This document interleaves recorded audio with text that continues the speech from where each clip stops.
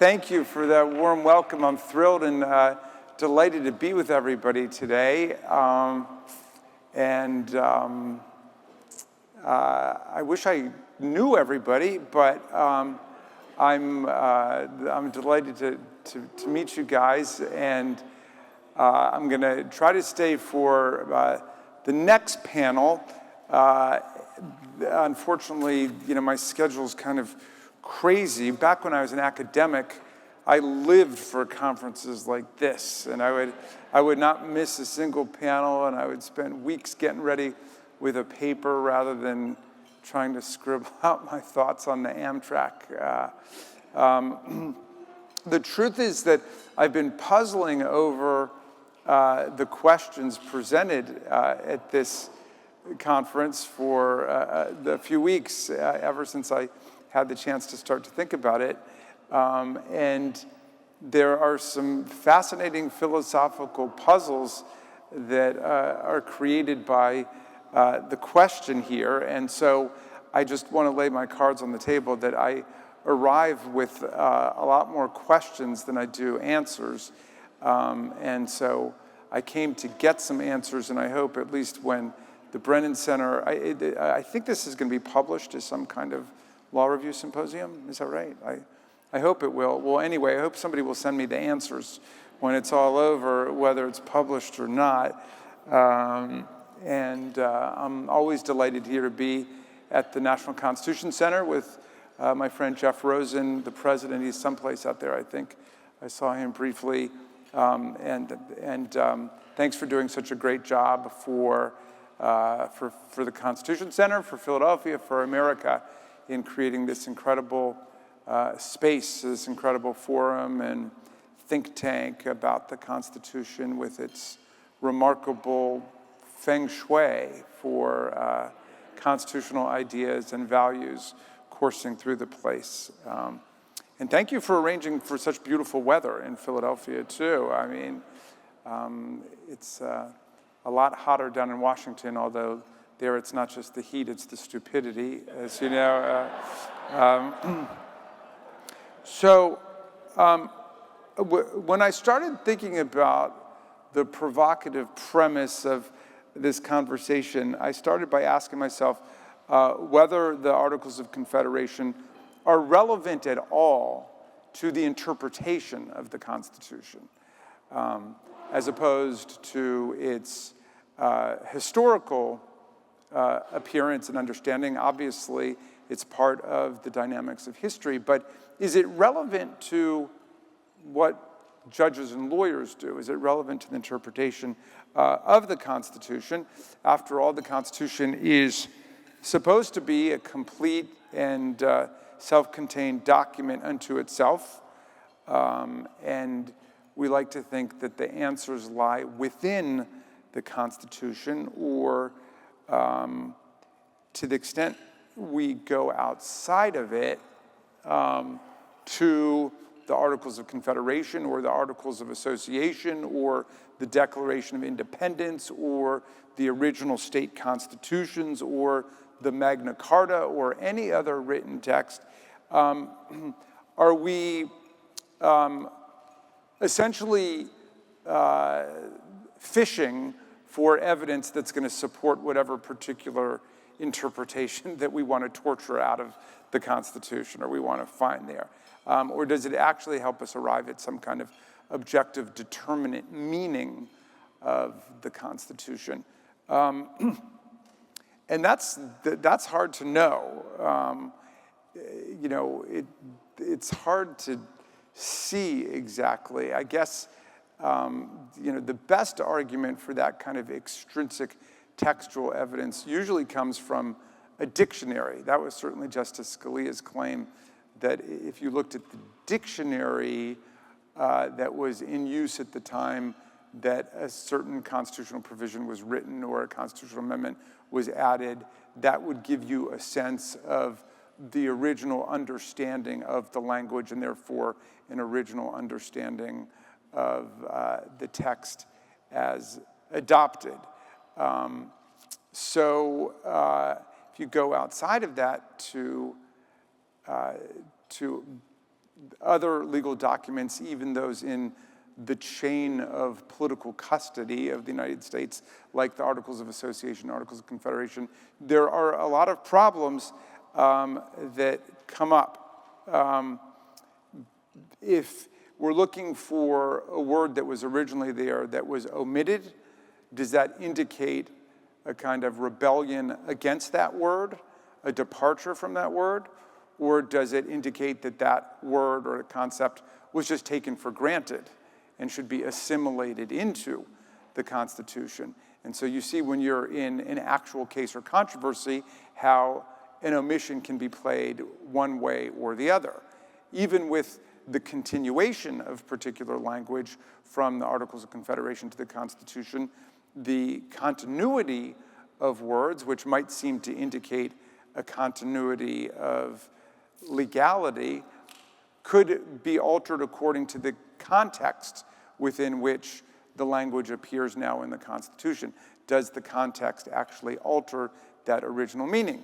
Again, suggesting that maybe the meanings are ultimately opaque and inscrutable and indeterminate, and that juxtaposing the Articles of Confederation with the Constitution doesn't necessarily give you much analytical mileage, and rather generates competing arguments that have a certain kind of structure to them, but that ultimately it doesn't answer the question for you. And so then I began to think, okay, well, maybe the utility of the Articles of Confederation is not so much in terms of a specific interpretive methodology or technique, but becomes useful for us in terms of thinking about the whole structure of the government that was put into place. And so that, I think,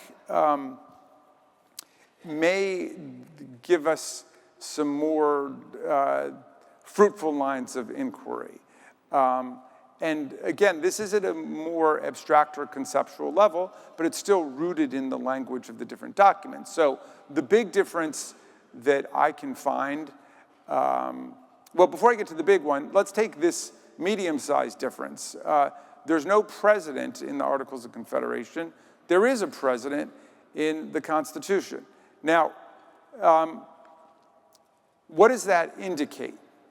From a pro-presidential line of argumentation, it would suggest, therefore, we knew we needed a president, and the president's powers should be interpreted in a robust way through the prism of the appearance of Article 2 in the Constitution.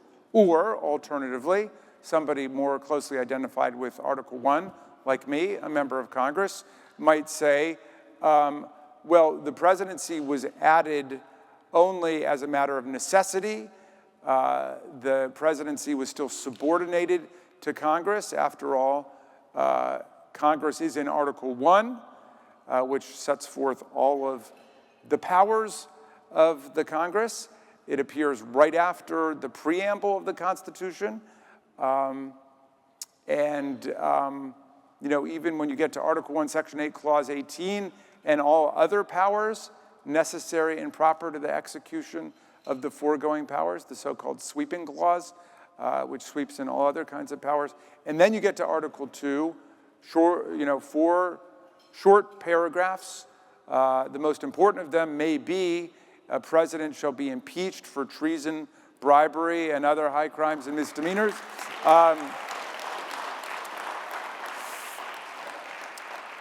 And what is the core job of the president through the prism of Article 1 power, and there not even having been a president in the Articles of Confederation? Well, after Commander-in-Chief of the Army and Navy, not Commander-in-Chief, by the way, of the nation, not Commander-in-Chief of the government, but Commander-in-Chief of the Army and Navy in times of actual conflict, what's the core job of the president after that? Well, it's to take care that the laws are faithfully executed. Right? We've come a long way from those days, right? Take care that the laws are faithfully executed. So from that perspective, the appearance of the presidency is indeed to instill efficiency and vigor and energy in the implementation of the laws adopted by the representatives of the people, but nothing more than that. And I don't know that the existence of the Articles of Confederation and the non-existence of a president in the Articles of Confederation tells you much more, right? Wittgenstein says that language must speak for itself. And so you have to look to what the language actually says in Article 2, and we have to try to figure it out from there. So I was feeling a little dispirited, a little deflated about what the importation of the Articles of Confederation might mean generally for the conversation, except that I came to what I thought was kind of the big structural difference, which might give us a different gaze or perspective for reading the Constitution. And that is the fact that the Articles of Confederation were very treaty-like. They were very much a treaty or an agreement among the states coming together. So if it had been written in an exactly parallel way, it would have started off, "We the states." And it was all about the powers and the prerogatives of the states and how the states remain sovereign and so on. And it was all about keeping state power from this league of states that might get together, this confederation, and do something different. But the shift over to the Constitution is dramatic in terms of thinking about constitutional sovereignty, because it does begin with those three magic words, the most beautiful words in the Constitution. Maybe the three most beautiful words in the English language, "We the people." So it rooted the whole constitutional experiment in this idea of popular sovereignty, the sovereignty of the people. Now, if you think of it like a political scientist would, that's of course mitigated or complicated by virtue of the different ways in which states do have their own sovereignty within our constitutional regime and structure. But nonetheless, I think that "We the people" gives us the proper gaze and perspective to read the other provisions of the Constitution. Now, I took one, which is of some contemporary, indeed I should say some daily significance today, which is the Emoluments Clause, right? Now, the Emoluments Clause actually exists in the Articles of Confederation, if you guys have been studying your Articles of Confederation. And it's in Article 6, and it says, "No state without the consent of the United States in Congress assembled shall send any embassy to or receive any embassy from or enter into any conference, agreement, alliance, or treaty with any king, prince, or state, nor shall any person holding any office of profit or trust under the United States or any of them, except of any present emolument, office, or title of any kind whatever from any king, prince, or foreign state, nor shall the United States in Congress assembled or any of them grant any title of nobility." Okay, it's very similar to the comparable paragraph that we get in Article 1, Section 9, Clause 8. But it differs in some ways which I think go to this question of who's the sovereign. So here's what our paragraph says in the Constitution. "No title of nobility shall be granted by the United States, and no person holding any office of profit or trust under them shall, without the consent of Congress, except of any present emolument, office, or trust, or title of any kind whatever from any king, prince, or foreign state." All right, so when I bear down on that, what do I see? The Emoluments Clause, the Foreign Emoluments Clause, in the original Articles of Confederation was really about making sure that no state would stab the Treaty of States, the Confederation of States, in the back by making deals with foreign princes, kings, and governments. So it was about maintaining that horizontal unity of the states against somebody breaching it by going and cutting a deal with the King of England or somebody in France or what have you. Now, if you read our clause, through the prism of popular sovereignty, it looks much more to me like it's about not allowing the president or members of Congress or anybody else holding an office of profit or trust under the United States from breaching fiduciary duty with the people, right? So no title of nobility shall be granted. We've got no kings here. We have no princes, we have no queens, we have no czars, we have no emperors, and nobody holding an office of federal profit or trust shall, without the consent of the Congress, that's introduced, that didn't exist in the Articles of Confederation original, except of any present emolument, office, or title of any kind whatever from any king, prince, or foreign state. We don't want the president or the Congress to be corrupted by foreign money, presents, offices, titles, or jet planes, okay?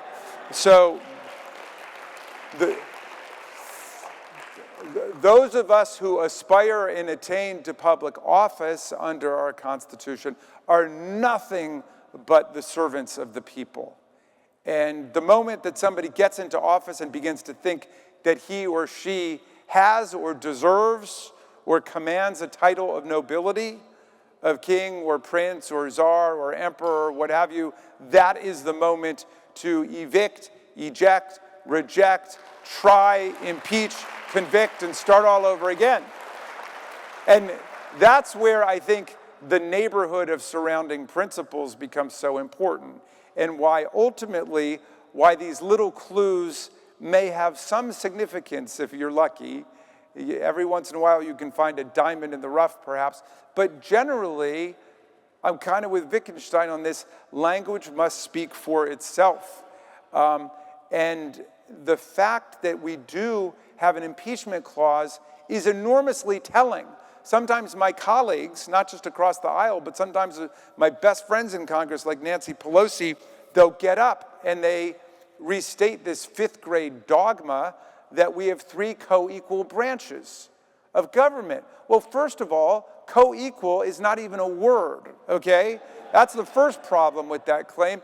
The second is, why did James Madison say in the Federalist Papers that Congress is the predominant branch? Well, we just had a revolution against monarchy. We overthrew a king. The framers understood very well how a president, one chief executive, could come to think that he or she is the smartest person in the world and should dictate to everybody else. So yes, I think we were much more afraid of a president becoming a king than a Congress becoming a group of kings or nobles, because after all, we have the separation of powers. Now, you know, the separation of powers was used once. That phrase was used once in the Federalist Papers, and it was not about the separation between the legislative and the executive, or the executive and the judicial and legislative. It was between the House and the Senate. It was bicameralism that separation of powers referred to. So sure, there's a checking and a balancing of all of these different institutional points of power within our regime. But I think that we began with the proper fear of a president becoming a mad king, like King George was. And that's why we have so many provisions hemming that in. By the way, not just the Foreign Emoluments Clause, but the Domestic Emoluments Clause. The Domestic Emoluments Clause says the president is limited to his salary in office and may receive no other emoluments, payments of any kind, whatever, from the federal government itself, which includes the Secret Service, which includes the Department of Commerce, the Department of State, all of these agencies and departments which spent millions of dollars during the first Trump administration, and we don't have any accounting now of what is going on yet. But of course, we're on to bigger and better things, because the millions of dollars that flowed in from China and Saudi Arabia and Indonesia and United Arab Emirates and the Secret Service and the Department of State and the White House to the Trump hotels and the Trump International Hotel in Washington, which I call the Washington Emolument. and to all of the golf courses and so on. All of that is small potatoes compared to the vast new channel for foreign government money flowing in to the White House today through cryptocurrency, which of course is another conference of its own sometime. But that, the development of the presidential meme coin and cryptocurrency means that foreign states and powers can, without any tracing at all, dump not just millions or tens of millions, but hundreds of millions or billions of dollars into the presidency without any regulation, without any legislation, without any detection at all. Well, I'm straying a little bit too far right now from the Articles of Confederation. But I do believe that this is a useful exercise in terms of us thinking about what interpretive mileage there can be in specific cases, but even more importantly, in terms of the character of the different political regimes and governments that were created by the Articles of Confederation, or Association for that matter, and by the Constitution. And I do believe that we have a government that was created for the people and by the people, and all of us who hold office are servants of the people. The Constitution is designed in that way. The people have the freedom of speech and the freedom of press and the right to petition government for redress of grievances, the right to assemble. All of those things establish the active political sovereignty of the people over the government. And that's what we need to hang on to at a time when all of those things are under attack, as well as the separation of church and state. Maybe I'll close with that, because I don't know that that appears in the Articles, but it definitely appears in the Constitution. And sometimes I think that was the great breakthrough of the American Constitution. Our founders were Enlightenment liberals who broke from centuries of religious warfare between the Protestants and the Christians in Europe, and holy crusades and inquisition and witchcraft trials, and they wanted to put all of that behind us and to say that the freedom of worship and belief was something that would be left to each person and his or her God, as Madison put it in his famous remonstrance against religious taxation in Virginia. And government would be a place where we would try to base things on facts and data and empirical inquiry and reason. So I'll leave you with the words of some of the great democracy champions that I've held very close to my heart through this period. One, the great Thomas Jefferson, filled with contradictions, of course, but somebody who was an amazing champion of the First Amendment and free speech and democracy. And during the period of the Alien and Sedition Acts, and specifically 1798, the Alien Enemies Act, which has come back into vogue recently, Jefferson got a letter from a friend of his named John Taylor, who was complaining about the condition of the country. And he was saying, well, is this the same country where we just overthrew the kings and queens, and now we're rounding up all of the dangerous subversive Frenchmen and kicking them out of the country and arresting newspaper editors in Vermont and everything? And Jefferson wrote back, he said, "A little patience and the reign of witches shall pass over. Their spells dissolve, and the people recovering their true sight restore their government to its true principles. In the meantime, we're suffering all the horrors and malignities of the current period. But if the game runs against us sometimes at home, as it will, we must have patience, because this is a game where principles are at stake." There's a message to you from Jefferson in the 18th century. I'll quote one of my heroes from the 19th century, the great Frederick Douglass, who was born about half hour from my house at the Wye River plantation into slavery. And he escaped from slavery to become our great freedom fighter through the Civil War and the Reconstruction. And he was someone who never gave up on the Constitution, even when other abolitionists had. And even when other abolitionists like Wendell Phillips were burning the Constitution, he said no. The way that he read it, the Constitution was a charter of freedom that forecast the end of slavery in a number of different ways and was on the march towards a more perfect union. But anyway, Douglass said, if there's no struggle, there's no progress. And the struggle may be moral, it may be physical, it may be moral and physical, but there must be struggle. Power concedes nothing without a demand. It never has, and it never will. And I'll leave you finally with the words of the great Tom Paine, who got over here in 1774, 2 years before the American Revolution. He fell in love with the promise of America. He said, if this nation lives up to its values and ideals, it will become an asylum to humanity, he said. Not an insane asylum, mind you. An asylum to humanity, a place of refuge for people seeking freedom from political and religious and intellectual persecution all over the world. And he wrote the pamphlet that ignited the American Revolution, Common Sense, by which he meant all of us, if we're lucky, have 5 senses and a 6th sense, a common sense, a sense we have in common if we're willing to reason together without dogma and superstition.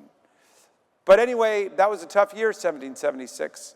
I'm reading an interesting book about that right now by the Texas historian H.W. Brands, the book is called The First Civil War.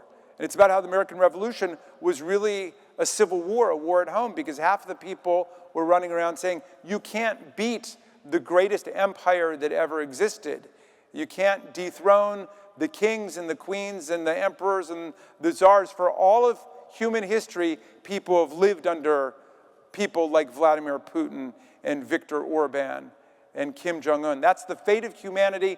And half of the people said, no, let's give this a try.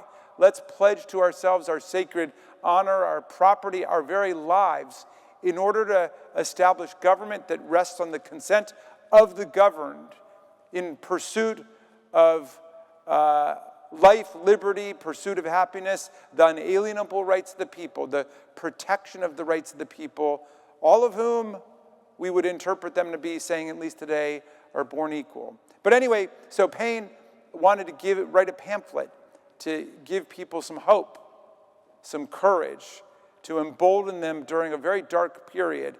And he wrote this beautiful pamphlet called The American Crisis. And I'm going to just quote a little passage for you, but I want to update it pursuant to strict instructions from Nancy Pelosi, because she said that Paine was a feminist, and that he wouldn't mind. So, and he was fighting for women's voting rights in the 18th century. But anyway, Paine said, these are the times that try men and women's souls. The summer soldier and the sunshine patriot will shrink at this moment from the service of their cause in their country. But everyone that stands with us now will win the love and the favor and the affection of every man and every woman for all time. Tyranny, like hell, is not easily conquered, but we have this saving consolation. The more difficult the struggle, the more glorious in the end will be our victory. So let's make that victory ours in our century. Thank you very much, and thank you, Brennan Center, and thank you, Constitution Center.